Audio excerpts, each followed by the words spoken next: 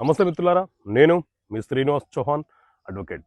మిత్రులారా, check bounce కేసులో ఎవరైతే మనకు చెక్ ఇచ్చారో ఆ వ్యక్తికి చెక్ బౌన్స్ అయిపోయిన తర్వాత బ్యాంకు వాళ్ళు రిటర్న్ మెమో ఇచ్చిన తర్వాత ఖచ్చితంగా లీగల్గా నోటీసు సర్వ్ చేయాలా, నోటీసు పంపించకుండా కేసు వేయడానికి అవకాశం లేదా? సో మిత్రులారా, మన దేశంలో నెగోషియబుల్ ఇన్స్ట్రుమెంట్ యాక్ట్ అనే చట్టం ఉంటుంది. ఈ ఎన్ఏ యాక్ట్ ప్రకారంగా ఒకసారి ఎవరైనా ఒక వ్యక్తి మనకు చెక్ ఇచ్చి మోసం చేస్తే అతని మీద మనము చెక్ బౌన్స్ కేసు ఒక ప్రైవేట్ కంప్లైంట్ మెజిస్ట్రేట్ కోర్టులో ఫైల్ చేస్తాం. చెక్ బౌన్స్ అయిన తర్వాత ఒక అడ్వకేట్ ద్వారా ఎవరైతే మనకు చెక్ ఇచ్చారో అతనికి మనము ఖచ్చితంగా లీగల్గా ఎన్ఏ యాక్ట్ ప్రకారంగా నోటీసు సర్వ్ చేయాలి.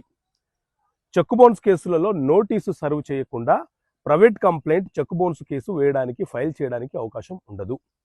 కాబట్టి ముందుగా ఒక లీగల్ నోటీస్ పంపించాలి. ఆ తర్వాత 15 రోజుల సమయం అతనికి ఇవ్వాలి. ఆ 15 రోజులలో అతను స్పందించకపోతేనే మనం డైరెక్ట్గా మెజిస్ట్రేట్ కోర్టులో చెక్ బౌన్స్ కేసు ఫైల్ చేసుకోవాలి. సో కేసు ఫైల్ చేసిన వ్యక్తిని ఇక్కడ ఈ కేసులో కంప్లైనెంట్ అని పిలుస్తాము. ఎవరి మీద అయితే కేసు ఫైల్ చేశామో ఆ వ్యక్తిని అక్యూజ్డ్ అని పిలుస్తాము. వీరిద్దరూ కూడా ప్రతి వాయిదాకు కోర్టుకు హాజరు కావాలి. కంప్లైనెంట్ కేసు వేసిన వ్యక్తి కోర్టుకు హాజరు కాకపోతే న్యాయస్థానము ఆ కేసును డిస్మిస్ చేసేస్తుంది.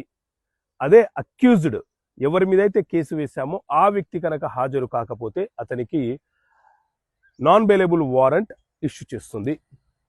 కాబట్టి మీకు లీగల్గా చెక్ బౌన్స్ సంబంధించిన కేసు గురించి నోటీస్ వస్తే మీరు రెస్పాండ్ కండి, రిప్లై ఇవ్వండి. కోర్టు నుంచి సమన్స్ వస్తే ఒక అడ్వకేట్ని నియమించుకోండి. ఓకే మిత్రులారా, థ్యాంక్ యూ. జై హింద్.